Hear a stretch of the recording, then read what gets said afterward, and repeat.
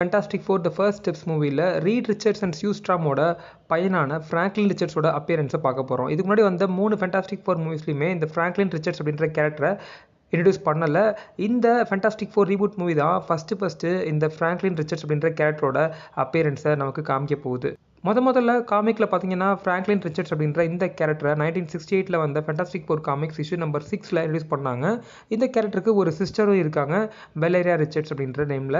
அவங்க பார்த்தீங்க அப்படின்னா 30 இயர்ஸ் கழிச்சு 1999 வந்த ஒரு ஃபேண்டாஸ்டிக் ஃபோர் காமிக்ஸில் தான் இன்ட்ரடியூஸ் பண்ணப்பட்டாங்க. ஸோ மோஸ்ட் பவர்ஃபுல் மியூட்டன்ட் அப்படின்னு கன்சிடர் பண்ணப்படுற ஃப்ராங்க்லின் ரிச்சர்ட்ஸ் பார்த்தீங்க அப்படின்னா மற்ற எக்ஸ்மென் மெம்பர்ஸான Jean Grey, Storm, Magneto, Charles Xavier இவங்களெல்லாம் விட ஒரு பெஸ்ட் ஒமேகா லெவல் மியூட்டன்ட் அப்படின்ற மாதிரி கிளாஸிஃபை பண்ணப்பட்டிருக்காரு. ஸோ ஃப்ராங்க்லின் ரிச்சர்ட்ஸ்க்கு ரியாலிட்டி வார்ப்பிங் எபிலிட்டிஸ் இருக்குது. அதாவது ரியாலிட்டியவே ஆல்டர் பண்ணுறக்கூடிய அந்த skills, matter manipulation, energy manipulation, pocket dimensions, own யூனிவர்ஸஸை கிரியேட் பண்ணக்கூடிய பவர்ஸுமே ஃப்ராங்க்லின் ரிச்சர்ட்ஸ்க்கு. Energy can neither be created not B destroyed. But அதவே பார்த்தீங்கன்னா நம்ம ஆள் மேனிபுலேட் பண்ணுறாருன்னா கண்டிப்பாக அவர் ஒரு காட் லைக் பீயிங் தான் அப்படின்னு தான் சொல்லணும். அந்த மாதிரி பவர் இருக்கவங்க மட்டும்தான் ஒரு யூனிவர்ஸையே கிரியேட் பண்ண முடியும். ஸோ இப்போ இந்த கேரக்டர் பார்த்தீங்கன்னா இது வரைக்கும் மல்டிவர்ஸ் சாகாலே மோஸ்ட் பவர்ஃபுல் கேரக்டராக காட்டப்பட்ட வாண்டா மேக்ஸிமாஃபோட பையனான பில்லி அண்ட் டாமி மேக்ஸிமாஃபோட கம்பேர் பண்ணுறாங்க. ஆக்சுவலாக பில்லி அண்ட் டாமி மேக்ஸிமாஃப் பார்த்தீங்க அப்படின்னா வாண்டா கிட்ட இருந்து தான் பவர்ஸை இன்ஹெரிட் பண்ணியிருக்காங்க. டாமி மேக்ஸிமாஃப்க்கு வாண்டாவோட பிரதரான பியட்ரோ மேக்ஸிமாஃபோட அந்த ஸ்பீட்ஸ்டர் பவர் கிடச்சிருக்கும். பட் வாண்டாக்கு என்ன பவர் இருக்கோ கிட்டத்தட்ட சிமிலர் பவர், அதே பவர் பில்லி மேக்ஸிமாஃப்க்கு கிடச்சிருக்கும்.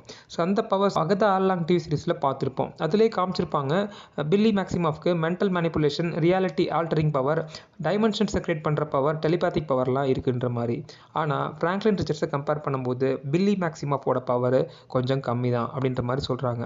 அதுக்கு என்ன காரணம் அப்படின்னா பில்லி cannot control his powers for a longer time and can live a normal life like human. ஆனால் ஃப்ராங்க்லின் ரிச்சர்ட்ஸ் கிட்ட அந்த எபிலிட்டி இருக்குது. தன்னோட பவரை கண்ட்ரோல் பண்ணி வச்சுக்கிட்டு தன்னோட ஒரு மியூட்டன்ட் மாதிரியே காமிக்காமல் ஒரு நார்மல் ஹியூமனாக காமிச்சிக்கிட்டு longer life, longer period of time அவரால் சாதாரண ஹியூமன் மாதிரி வாழ முடியும்.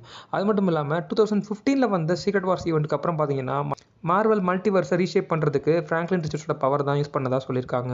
ஸோ அந்தளவுக்கு ஒரு பவர்ஃபுல் கேரக்டரை நம்ம MCUவில் பார்க்க போகிறோம். இந்த யங் அவெஞ்சர்ஸ் டீமில் கண்டிப்பாக ஃப்ராங்க்லின் ரிச்சர்ட்ஸ், வெலேரியா ரிச்சர்ட்ஸ், பில்லி மேக்ஸிமாஃப், டாமி மேக்ஸிமாஃப் இந்த எல்லா கேரக்டர்ஸையும் அசம்பிள் பண்ணுவாங்க. அப்போ அவங்களோட பவர்ஸை நம்ம ஃபுல் ஃப்ளெஷ்ஷாக பார்க்க முடியும்.